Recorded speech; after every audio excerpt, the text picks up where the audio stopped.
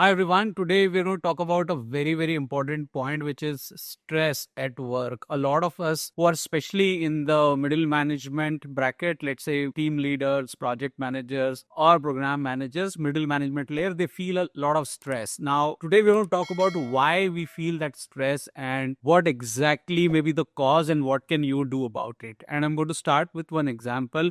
This is somebody who spoke to me, and I'm changing the name for the sake of privacy. Let's call this person as Ravi. So, Ravi approached me and he told me that he's feeling a lot of work pressure and he wanted my advice on what can he do about it. Now, when we spoke at length, I realized that he was actually, to start with, a very good backend developer. So, he was superb in all of that technical work. And at his work, because of his performance and because of what he was able to do, he was given an opportunity to do a team leader role. Now, this is exactly where things started to go wrong, because his core skill was that of a developer. And when he transitioned into being a team leader, that is where he started to feel the struggle, because he was now responsible for managing other people's work. He was more of governing the show. He was talking to the client stakeholders. He was responsible for reporting and stuff. So these things involved not just different skills,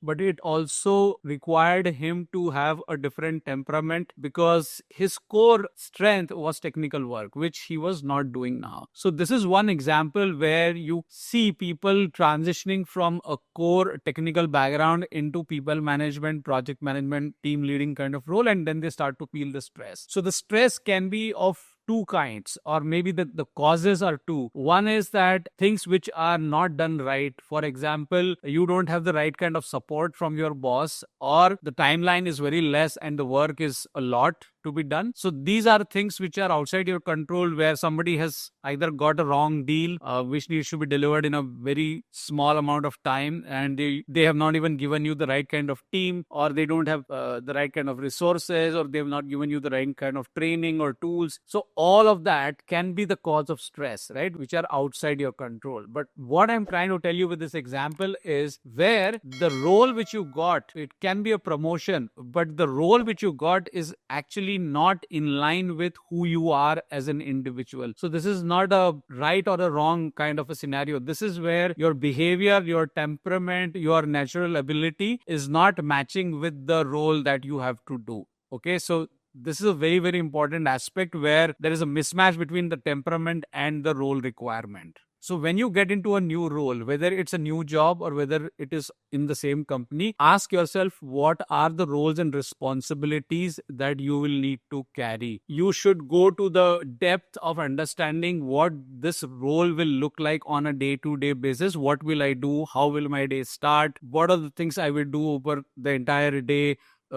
Does it require engaging with a lot of people? Does it require a lot of reporting to be done? Does it require managing people, resolving conflicts, all of that? So if you feel, by reading the job description or by understanding what this job is all about, if you feel this is not meant for you, you will not be able to do this kind of a work, rather you would be happy doing technical work, then it's a very clear indication that you need to make a decision to stay and do technical work. Because a lot of time, money is the motivation, or promotion is a motivation, and we tend to get into management role, people management, project management kind of role, and then we start to feel the stress, because there is a huge mismatch between the role expectations and your own temperament, your own mental readiness, your own behavior, your ability to do things which are not very much aligned with your personality. Okay, so there are roles in senior management or middle management where you need to have a lot of debate.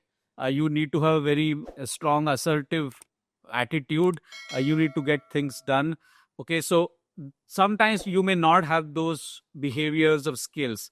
Now, there is also one aspect where you can learn these things on the job, sometimes via trainings, workshops, and all of that. But sometimes, beyond a point, you cannot change your personality. And I think a lot of stress actually comes when you are getting into work which is against your personality. Okay, whether you like it or not, that's how it is. And a lot of people get into these roles, and the vice versa is also true. While I'm giving you an example of somebody good in technical getting into management role, the vice versa is also true. Some people may be very good at management, they may be very good at talking, they may be very good at analyzing stuff, coordinating, collaborating, but if they get into a technical role, they will feel the same kind of stress because technical is not their cup of tea, right? So the vice versa is also true. So you need to basically think about what is my temperament, what is my behavior, what is my natural inclination, and does this job match with those things, right? If there is a match, good. Or